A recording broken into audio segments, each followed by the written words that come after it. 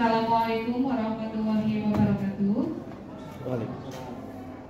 Baik Bapak Ibu, mari kita saksikan pemaparan laporan orientasi pengenalan nilai dan etika instansi bagi pegawai pemerintah dengan perjanjian kerja oleh Bapak Slamet SD. Kepada beliau disilakan. Assalamualaikum warahmatullahi wabarakatuh. Kepada yang terhormat Bapak Mentor, Bapak Dr. Andes Murhono MPP, dan tidak lupa yang saya hormati rekan-rekan P3K. Pada kesempatan kali ini saya akan memaparkan tentang orientasi pengenalan nilai dan etika instansi bagi pegawai pemerintah dengan perjanjian kerja. Sebelum saya mulai pemaparan, perkenalkan nama saya Slamet dari unit kerja SMK Negeri 1 Randu Dongkal. Saya mengampu mata pelajaran produktif otomotif.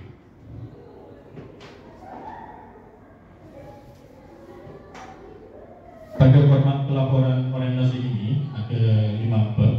Bab yang pertama tentang pendahuluan, bab 2 tentang etika dan nilai pemerintahan Provinsi Jawa Tengah, bab ketiga nilai dan etika OPD Dinas Pendidikan dan Kebudayaan Provinsi Jawa Tengah serta unit kerja, bab keempat RHK P3K, dan yang kelima penutup.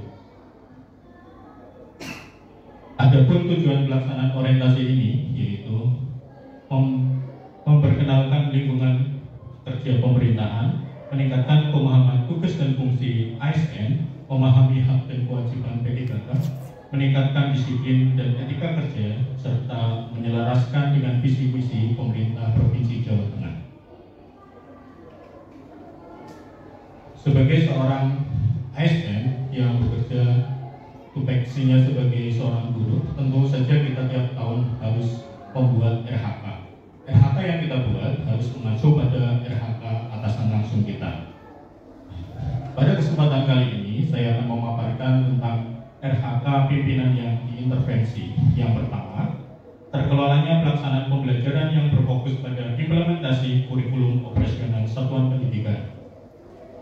Dari RHK ini saya membuat RHK individu, yaitu terlaksananya pembelajaran melalui perencanaan dan perangkatan penilaian yang mengacu pada kurikulum operasional satuan pendidikan dengan 3 aspek yang akan saya bahas. Yang pertama, kuantitas. Indikatornya yaitu jumlah laporan pelaksanaan. Target yang saya terapkan yaitu 4 laporan dengan durasi waktu pelaksanaan selama 12 bulan dengan target kuantitas 100% terlaksana. Adapun tahapan kegiatan yang akan saya lakukan, yang pertama, membuat perencanaan pelaksanaan pembelajaran selama 1 tahun dengan outputnya masih berupa draft modul ajar. Penerapan nilai yang akan saya tampilkan yaitu nilai akuntabel.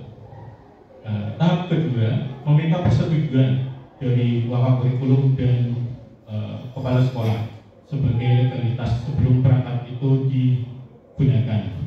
Produknya yaitu modul ajar. Di sini saya melakukan konsultasi dengan atasan sebagai bentuk dedikasi saya dan loyalitas. Dan yang ketiga, pelaksanaan pembelajaran sesuai dengan perencanaan. Produknya yaitu jurnal kelas. Di sini saya bertanggung jawab dalam pelaksanaan pembelajaran sesuai dengan prinsip nilai akuntabel. Dan terakhir, membuat laporan kehadiran di kelas melalui link yang tersedia. Link ini nanti pada akhir semester akan kita print sebagai wujud jurnal guru. Lalu RHK pimpinan yang diintervensi yang kedua yaitu terkelolanya kegiatan pengembangan kompetensi guru dan tenaga kependidikan. Dari RHK ini saya membuat RHK individu yaitu meningkatkan kompetensi melalui peran sebagai peserta kegiatan pelatihan atau bimbingan teknis yang memperoleh sertifikat di bidang pendidikan, kebudayaan, riset, dan teknologi. Target kuantitas yang saya terapkan yaitu 4 sertifikat yang akan saya laksanakan selama 12 bulan dengan aspek kualitas terpenuhi 100%. Tahapan kegiatan yang saya lakukan ada 3. Yang pertama, pendaftaran. Hal ini dibuktikan dengan nama saya terdaftar sebagai peserta. Yang kedua, melaksanakan kegiatan pelatihan atau bimbingan teknis. Di sini outputnya berupa modul pelatihan yang kita peroleh dari pelatihan dan bimbingan teknis. Dan terakhir, sudah pasti tahap mendapatkan sertifikat dan juga penerapan ilmu yang sudah kita miliki peserta didik. Outputnya yaitu sertifikat. Demikian pemaparan PHK individu yang saya buat. Baik Bapak Ibu, demikianlah pemaparan laporan orientasi yang disampaikan oleh Bapak Slamet. Monggo barangkali dari Bapak Ibu ada yang mau bertanya atau menanggapi, dipersilakan. Oke.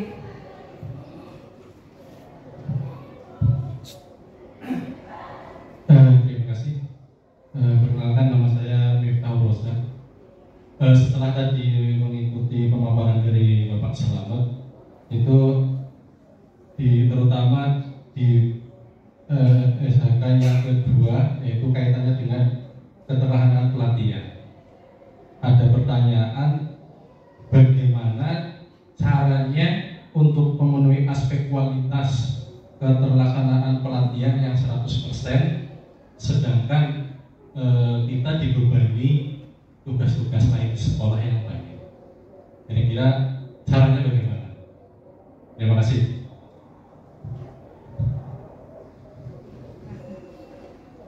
Terima kasih pertanyaannya Pak Rosa. Untuk di pelatihan sendiri, saya menargetkan kualitas terlaksana 100%. Bagaimana cara untuk bisa mencapai target itu? Gitu ya Pak Rosa. Di pelatihan mandiri, khususnya di website PMM, itu kita sebenarnya punya keleluasaan waktu. Jika kita punya waktu luang, misal jam kosong atau ketika pulang sekolah menunggu jam pulang, itu kita bisa menerapkan. Biasanya di PMM itu waktu pelaksanaan bisa sampai 14 hari. 14 hari, nggak harus 1 hari itu selesai.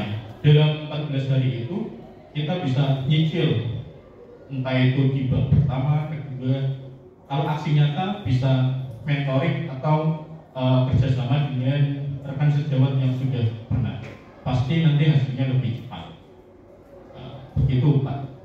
Kalau dari saya pribadi, pengalaman saya menggunakan cara seperti itu. Jadi tidak mundur pelajaran dan waktunya lebih leluasa. Sudah cukup Bapak? Nah, barangkali dari Bapak Ibu lain ada yang mau menambahkan atau sudah cukup? Oke, baik. Untuk sesi berikutnya adalah tambahan atau ada pertanyaan dari Bapak mentor. Monggo disilakan untuk Bapak Murhono.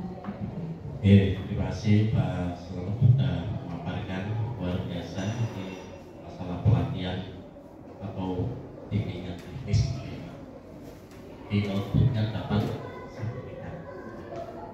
sertifikatnya di PMM pelaku ya. Yang ditanya kemanfaatan bagi orang lain aja, bagi siswa itu bagaimana? Terima kasih Bapak Murhono atas pertanyaan yang luar biasa. Untuk pelatihan yang saya pilih, jadi tidak semua yang ada di PMM itu saya pilih. Saya pilih dengan skala prioritas. Apa yang saya belum tahu dan saya kira itu bermanfaat bagi peningkatan pembelajaran saya, akan saya pilih. Contoh kemarin waktu pelaksanaan kurikulum Merdeka yang pertama, karena saya belum tahu, jadi saya ambil itu. Terus pembelajaran berdiferensiasi, karena saya belum tahu, saya ambil itu. Terus yang terbaru adalah disiplin positif, penerapan restitusi. Di PMM kan ada ajuan dari atasan, rekomendasi untuk mempelajari hal itu. Maka saya pelajari itu.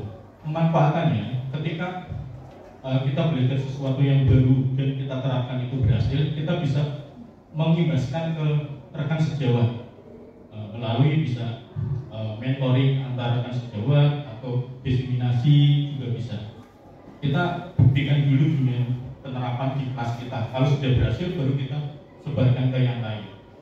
Kita nggak mungkin bisa mengajari orang lain kalau kita saja cuma teori.